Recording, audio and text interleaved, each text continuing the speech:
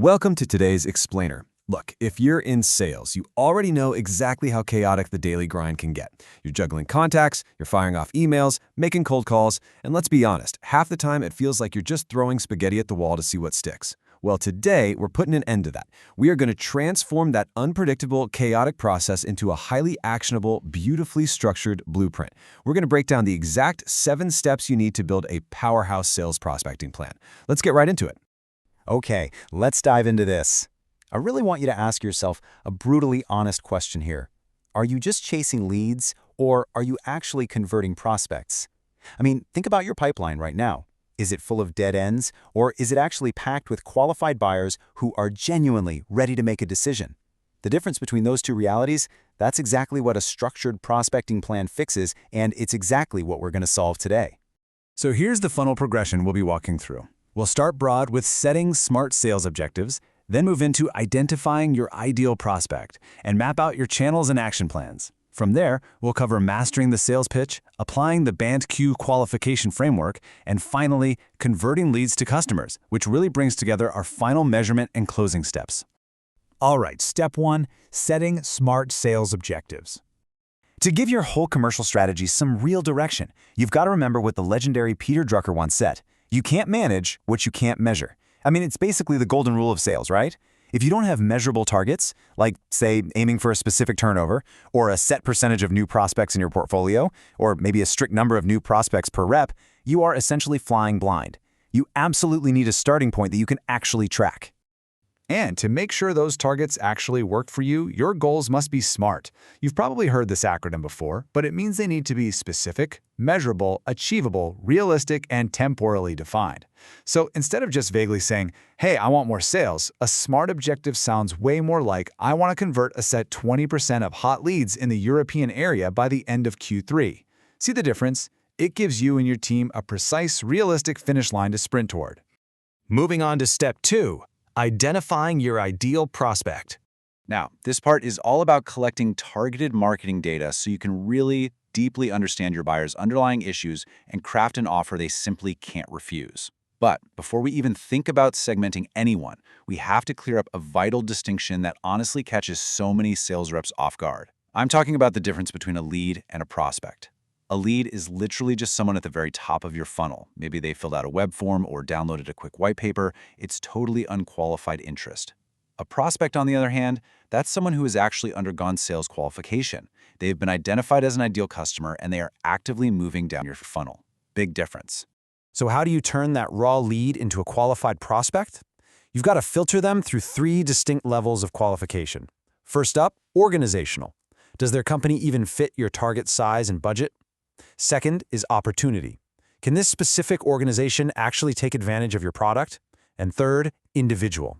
Are you actually talking to the decision maker, or at least someone who can influence the right people to get the deal across the finish line?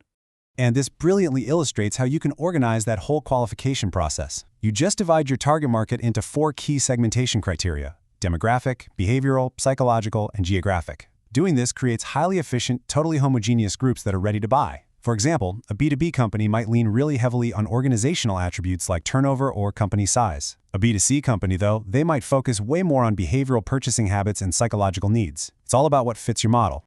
Step 3. Channels and action plans. Knowing exactly who your target is totally dictates which sales channels you should use. And a lot of this honestly comes down to your available budget.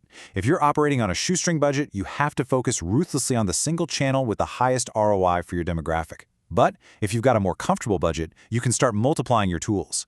You can gather contacts through telephone and email techniques, optimize an attractive website to pull in inbound forms, leverage social selling on networks like LinkedIn, deploy tailor-made automated emailing campaigns, or even hit up specialized professional events.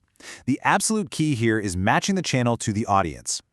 Real quick though, and this is an incredibly important piece of advice while you're gathering all this great data into your CRM, you absolutely must respect data privacy laws. Always ensure your contact collection and data storage strictly comply with GDPR and your local privacy standards. Because at the end of the day, a great pipeline is a compliant pipeline. All right, step 4. Mastering the sales pitch. Once you actually have the contacts, well, you have to talk to them. And that means writing a customized script to tailor your message based exactly on where the prospect sits in your funnel. Now, there's a huge debate in sales about using scripts.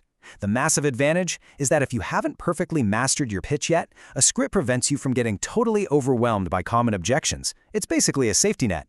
But the really dangerous disadvantage is the risk of losing your natural conversational tone. If you're just reading off a page like a robot, you stop actively listening to your prospect. The real secret? Use the script to prepare alternative proposals, like maybe offering free marketing tools if they ask for a price drop you can't actually give, but never, ever let the script close the door on an open, natural discussion. Step 5. The BANT-TC Qualification Framework. Now, what's really interesting about this framework is that it's the premier modern method recommended to properly assess if you actually have a viable sales opportunity or if you're just wasting your time.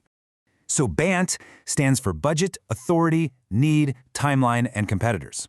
Let's break this down real quick. Budget. Enterprises need money to acquire a solution, right? No budget literally equals no opportunity. Authority. You have got to be talking to the person with the actual power to champion your solution. Timeline. You need to know exactly when this implementation needs to happen. And competitors. This is fun. If there are competitors in the mix, there's most likely a real opportunity there. Plus, scoping out competitors is actually a brilliant, slightly sneaky way to guess their budget.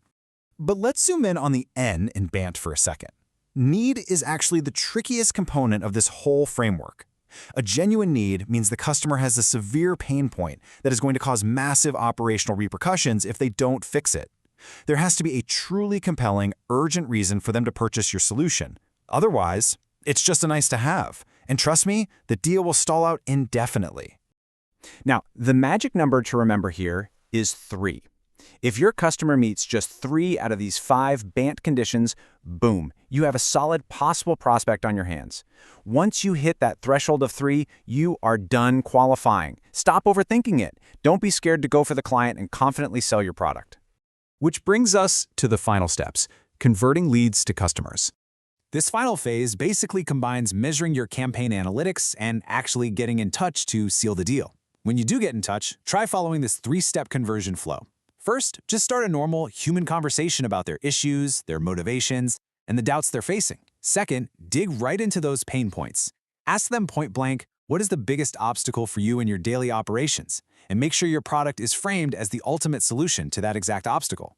And third, make your move. Pose closing deal questions like, hey, if you don't have any other issues and all the criteria we talked about have been satisfied, how would you want to proceed?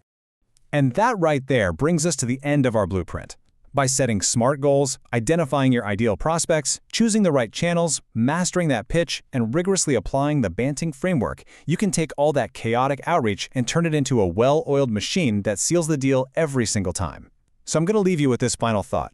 What are your personal secrets to a foolproof sales prospecting plan? Think about how you can integrate these steps into your own daily workflow starting tomorrow. Thanks so much for joining me on this explainer, and hey, happy selling!